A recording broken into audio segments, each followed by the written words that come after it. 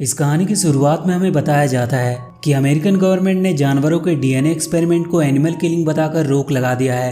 वहीं हम एक स्पेस स्टेशन को देखते हैं जिसमें एक प्राइवेट कंपनी गवर्नमेंट से छुपकर डीएनए एक्सपेरिमेंट कर रही होती है। लेकिन एक्सपेरिमेंट में आई गड़बड़ी की वजह से सारे क्रू मेंबर मारे जाते हैं और अब सिर्फ एक साइंटिस्ट ही बची होती है। वो जल्दी से स्पेस कैप्सूल की तरफ बढ़ने लगती है जिसमें बैठकर वो वापस धरती पर आ सकती है। लेकिन जब वो कैप्सूल तक पहुंचती है तो उसका दरवाजा खुल नहीं रहा होता है क्योंकि वो कंपनी के सीईओ के कंट्रोल में होता है। और उस कंपनी के सीईओ उस साइंटिस्ट से बोलती है कि अगर तुम्हें सही सलामत वापस आना है तो तुम्हें अपने साथ वो एक्सपेरिमेंट का सीरम भी लाना होगा क्योंकि इसमें उनका काफी पैसा लगा है। अब वो साइंटिस्ट अपनी जान पर खेलकर वो सीरम लाने निकल पड़ती है और यहाँ पर एक बड़ा सा चूहा भी आ जाता है जो उस पर हमला करना चाहता है। दरअसल ये लोग इसी चूहे पर एक्सपेरिमेंट कर रहे होते हैं जिसकी वजह से ये चूहा बड़ा और एग्रेसिव हो गया था। अब वो साइंटिस्ट किसी तरह सीरम की बोतल लेकर चूहे से बचते हुए कैप्सूल तक आ जाती है और उस कैप्सूल में बैठकर उसे स्पेस स्टेशन से अलग कर लेती है। और अगले ही पल एक जोरदार धमाके के साथ पूरा स्पेस स्टेशन बर्बाद हो जाता है। वहीं जब उस साइंटिस्ट का कैप्सूल अर्थ के एटमॉस्फेयर में इंटर करता है तो उसमें भी आग लग जाती है जिसमें वो साइंटिस्ट मारी जाती है और उसके तीनों सीरम के कंटेनर अर्थ की तरफ गिरने लगते हैं। अगले सीन में हम डेविस को देखते हैं जो San Diego wildlife sanctuary में काम करता है। आज वो अपने 2 नए एम्प्लॉयर्स को गोरिल्ले के बिहेवियर को समझने के लिए उनके पास लाया होता है। लेकिन वहाँ का एक गोरिल्ला जो यहाँ पर कुछ ही दिन पहले आया होता है वो उनमें से एक एम्प्लॉय पर अटैक कर देता है। लेकिन तभी वहाँ पर एक सफेद गोरिल्ला आ जाता है जो उसे बचा लेता है।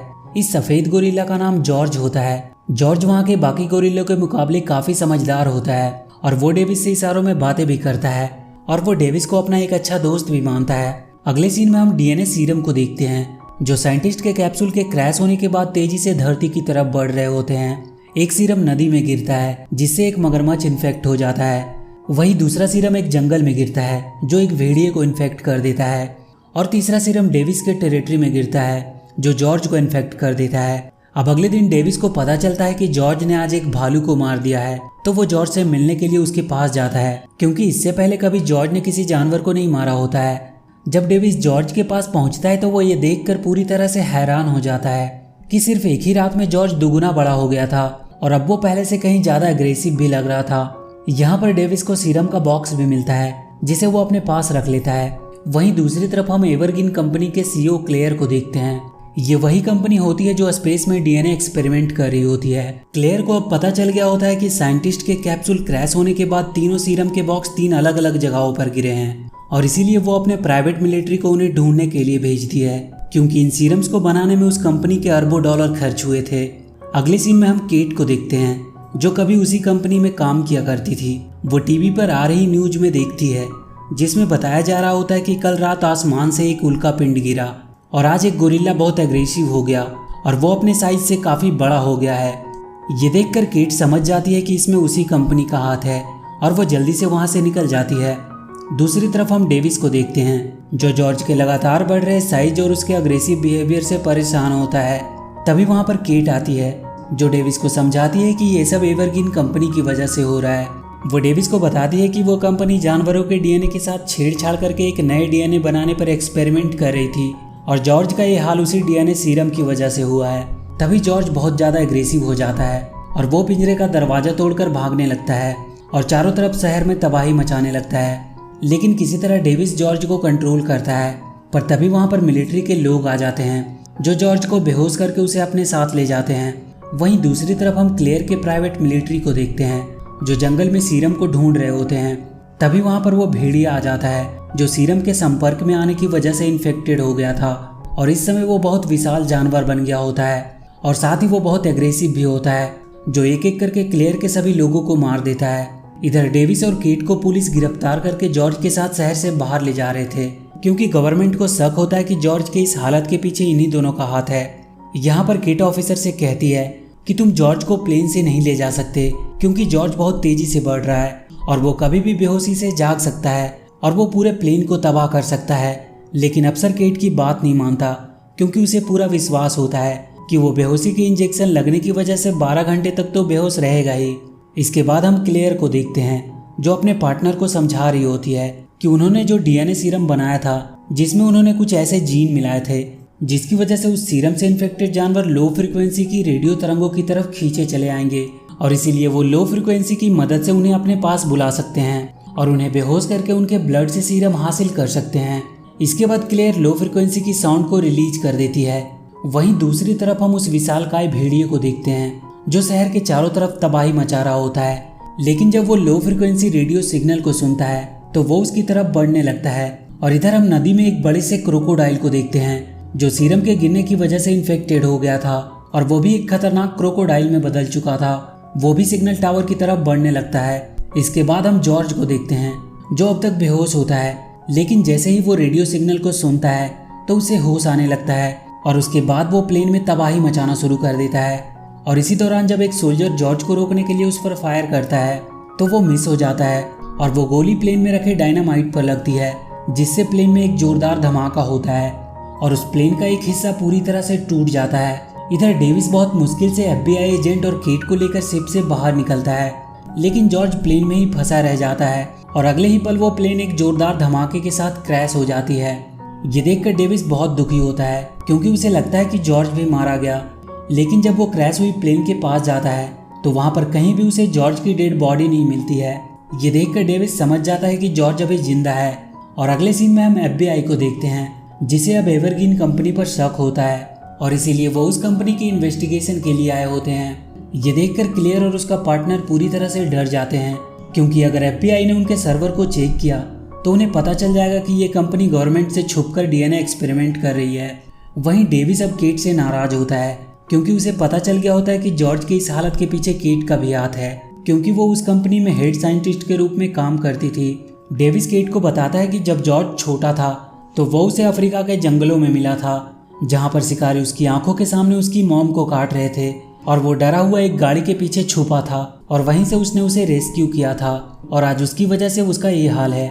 इस पर केट जॉर्ज को बताती है कि वो अपने कॉलेज में एनिमल साइंस की पढ़ाई कर रही थी और वो बहुत खुश थी, लेकिन एक दिन उसे पता चला कि उसके भाई को कैंसर है और इसीलिए उसने अपने भाई की जान बचाने के लिए एवरग्रीन कंपनी में काम करने लगी और अलग अलग एनिमल के DNA को मिलाकर अपने भाई को बचाने के लिए दवा बनाने की कोशिश करने लगी। लेकिन वो ऐसा करने में कामयाब ना हो सकी और उसका भाई मारा गया। लेकिन केट ने अपने भाई को बचाने के लिए जो अलग अलग एनिमल के DNA से दवाइयाँ बनाई थी उसे वो कंपनी गलत मकसद से यूज करने लगी। लेकिन जब केट को ये बात पता चली तो उसने सभी दवाइयों को नष्ट करने की कोशिश की, लेकिन वहाँ के गार्ड ने उसे ऐसा करते हुए देख लिया और क्लेयर ने उस पर झूठे इल्जाम लगाकर उसे जेल में बंद करवा दिया। अब यहाँ पर डेविस और केट के बीच की सारी गलतफहमियां दूर हो जाती है और वो दोनों अब मिलकर जॉर्ज को बचाना चाहते हैं। अब ये दोनों FBI एजेंट के साथ मिलिट्री बेस में पहुंचते हैं जहाँ पर इन्हें सैटेलाइट से पता चलता है कि जॉर्ज उस विशालकाय भेड़िए के साथ शहर की तरफ बढ़ रहा है। ये देखकर केट समझ जाती है कि ये दोनों ऐसा क्यों कर रहे हैं। वो कैप्टन को समझाने की कोशिश करती है कि क्लेयर ने बैट्स के DNA से एक्सपेरिमेंट करके एक ऐसी जीन बनाई है जो जिस जानवर के बॉडी में होगी वो जानवर लो फ्रिक्वेंसी के साउंड को बर्दाश्त नहीं कर पाएगा और वो किसी भी हालत में उसे बंद करना चाहेगा। इसीलिए जॉर्ज और भेड़िया शहर में एवरग्रीन कंपनी की टावर की तरफ बढ़ रहे हैं क्योंकि वहीं से लो फ्रिक्वेंसी की साउंड आ रही है। लेकिन कैप्टन को केट की बातों पर विश्वास नहीं होता है और इसीलिए वो अपने फोर्स को केट और डेविस को गिरफ्तार करने का आदेश देता है। लेकिन डेविस उन सैनिकों को घायल करके और FBI एजेंट की मदद से मिलिट्री की हेलीकॉप्टर लेकर वहां से निकल जाता है। वहीं हम कैप्टन को देखते हैं जिन्हें अब भी लग रहा होता है कि वो जॉर्ज और भेड़िए को रोक सकते हैं। इसीलिए वो मिसाइल से उन पर अटैक करवाता है और अपने सैनिकों को पास जाकर ये कंफर्म करने को कहता है कि दोनों मरे या नहीं। लेकिन उन दोनों पर मिसाइलों के वार का कोई भी फर्क नहीं पड़ रहा होता है और वो एक एक करके सारे सैनिकों को मार देते हैं। ये देखकर कैप्टन ऑफिसर को आदेश देता है कि जल्द से जल्द पूरे शहर को खाली कराओ क्योंकि वो इस बार पावरफुल वेपन्स का इस्तेमाल करने वाले हैं। कैप्टन की बात सुनकर FBI एजेंट डेविस को कॉल करके बता देता है कि जो भी करना है जल्दी करो क्योंकि मिलिट्री अब पावरफुल वेपन से जॉर्ज पर अटैक करना चाहती है। वहीं डेविस अब केट के साथ शहर में पहुंच जाता है जहां पर वो देखता है कि जॉर्ज उस बड़े से भेड़िए के साथ मिलकर पूरे शहर में आतंक मचा रखा होता है। हालांकि मिलिट्री ऑफिसर उन्हें रोकने की पूरी कोशिश कर रहे होते हैं, लेकिन उन पर मिलिट्री के टैंकों और मिसाइलों से कोई फर्क नहीं पड़ता है और वो शहर में तबाही मचाते हुए लगातार आगे बढ़ रहे थे। तभी मिलिट्री को सैटेलाइट से पता चलता है कि नदी के रास्ते कोई बहुत बड़ी सी चीज लगातार शहर की तरफ बढ़ रही है। ये देखकर किसी को समझ नहीं आ रहा था, लेकिन अगले ही पल वहां पर एक बहुत बड़ा सा क्रोकोडाइल नदी से बाहर निकलता है और शहर में तबाही मचाना शुरू कर देता है। शहर में इतने बड़े क्रोकोडाइल को देखकर सभी हैरान होते हैं। अब कैप्टन अपने एयरफोर्स को एक साथ उस क्रोकोडाइल पर अटैक करने को कहता है, लेकिन इसका भी कोई फायदा नहीं होता है। ये देखकर कैप्टन अपने सोल्जर को एक पावरफुल मिसाइल को रेडी करने का आदेश देता है, जिससे वो सभी मेगा क्रिएचर को एक साथ खत्म कर सके। जब ये बात FBI एजेंट सुनता है तो वो कॉल करके डेविस को ये बातें बता देता है और उसे सब कुछ जल्दी करने को कहता है, क्योंकि मिलिट्री अब किसी भी वक्त पूरे शहर को उड़ा सकती है। ये सुनकर डेविस केट के साथ एवरग्रीन कंपनी के हेड ऑफिस में आ जाता है और वो दोनों वहाँ उस सीरम का एंटीडोट ढूंढने लगते हैं। अब बहुत मुश्किल के बाद किसी तरह उन्हें एंटीडोट मिल जाती है, लेकिन तभी वहाँ पर क्लेयर भी आ जाती है, क्योंकि उसने अपने कैमरे में डेविस और केट को अंदर आते हुए देख लिया होता है। वो डेविस को गोली मारकर घायल कर देती है और केट को अपने साथ लेकर वहाँ से निकलने के लिए बिल्डिंग की छत पर जाने लगती है, क्योंकि वहीं पर उसका हेलीकॉप्टर होता है। वो केट को अपने साथ इसलिए ले जा रही होती है क्योंकि उसके आगे के रिसर्च में वो उसकी मदद कर सकती थी। लेकिन अब जॉर्ज और बाकी के क्रिएचर भी बिल्डिंग पर चढ़ने लगते हैं, क्योंकि वो सिग्नल टावर वहीं पर होता है। इससे पहले कि क्लेयर केट के साथ हेलीकॉप्टर में बैठकर वहां से निकल पाती, वहां पर जॉर्ज आ जाता है, जो क्लेयर के हेलीकॉप्टर को डिस्ट्रॉय कर देता है। और इससे पहले कि वो हेलीकॉप्टर केट के ऊपर गिरती, वहां पर डेविस आकर केट को बचा लेता है। यहाँ पर केट ने एक एंटीडोट चुपके से छिपा कर रखा होता है, जिसे वो क्लेयर के जेब में डालकर उसे जॉर्ज की तरफ धक्का दे देती है और अगले ही पल जॉर्ज क्लेयर को पूरा का पूरा उठाकर निगल जाता है और इस प्रकार एंटीडोट जॉर्ज की बॉडी में चली जाती है। इसके बाद हम FBI एजेंट को देखते हैं, जो क्लेयर के पार्टनर को सबूत ले जाते हुए पकड़ लेते हैं और उससे उसके सारे सबूत हासिल कर लेते हैं। वो एजेंट को सारे सबूत सौंप कर बिल्डिंग से बाहर निकल आता है, लेकिन तभी उसके ऊपर एक बड़ा सा पत्थर आकर गिरता है, जिसकी वजह से उसकी वहीं पर मौत हो जाती है। अब क्योंकि एंटीडोट को काम करने में 10 मिनट का समय लगता है, इसीलिए जॉर्ज अब भी बहुत ज्यादा एग्रेसिव होता है और अब क्रोकोडाइल और भेड़िया भी बिल्डिंग में घुस जाते हैं, जिससे पूरी बिल्डिंग नीचे गिरने लगती है। लेकिन डेविस उस हेलीकॉप्टर में बैठकर केट को लेकर वहां से निकलने की कोशिश कर रहा होता है और अगले ही पल पूरी की पूरी बिल्डिंग गिर जाती है, जिसकी वजह से डेविस का हेलीकॉप्टर भी क्रैश हो जाता है। लेकिन डेविस और केट इस क्रैश में बच जाते हैं और डेविस देखता है कि जॉर्ज बाकी के मेगा क्रिएचर के साथ उस बिल्डिंग के नीचे दब गया होता है। लेकिन अगले ही पल जॉर्ज बिल्डिंग से बाहर निकलता है और अब वो एंटीडोट की वजह से ठीक भी हो गया था। ये देखकर डेविस बहुत खुश होता है, लेकिन तभी क्रोकोडाइल और भेड़िया भी बिल्डिंग के नीचे से बाहर निकलते हैं। अब क्योंकि जॉर्ज नॉर्मल हो चुका था, इसीलिए डेविस जॉर्ज के साथ मिलकर उस भेड़िया और क्रोकोडाइल को हराने के लिए निकल पड़ता है। वहीं दूसरी तरफ हम मिलिट्री को देखते हैं, जो शहर में ब्लास्ट करके उस तीनों मेगा क्रिएचर को मारने के लिए लगातार आगे बढ़ रही होती है। अब डेविस जॉर्ज और क्रोकोडाइल की मदद से भेड़िए को तो मार देता है, लेकिन क्रोकोडाइल को मारना बहुत मुश्किल होता है, क्योंकि उसके बॉडी के ऊपरी सतह पर ठोस कवच होता है, जिसकी वजह से उस पर मिसाइल और बुलेट्स का भी कोई असर नहीं होता है। यहाँ पर जॉर्ज और क्रोकोडाइल के बीच एक डेडली फाइट होने लगती है, लेकिन क्रोकोडाइल लगातार जॉर्ज पर भारी पड़ रहा था। ये देखकर डेविस क्रोकोडाइल को डिस्ट्रैक्ट करने के लिए उस पर आर्मी के टैंक से वार करने लगता है और ये देखकर क्रोकोडाइल जॉर्ज को छोड़कर डेविस की तरफ बढ़ने लगता है। लेकिन इससे पहले कि वो डेविस को मारता, जॉर्ज एक बड़ी सी रॉड को उसकी आंखों के आर पार कर देता है, जिससे उसकी वहीं पर मौत हो जाती है। और जब कैप्टन ये देखता है कि डेविस ने जॉर्ज के साथ मिलकर बाकी के दोनों जीवों को मार दिया है, तो वो समझ जाते हैं कि जॉर्ज अब डेविस के कंट्रोल में है और इसीलिए वो मिलिट्री को जॉर्ज पर अटैक करने से रोक देता है। और इस प्रकार जॉर्ज और डेविस मिलकर बहुत मुश्किल से शहर को तबाह होने से बचा लेते हैं। और इसी के साथ ये मूवी यहीं पर खत्म हो जाती है। तो वीडियो अगर अच्छी लगी हो तो please do like and share the video and please subscribe to my channel and press that bell icon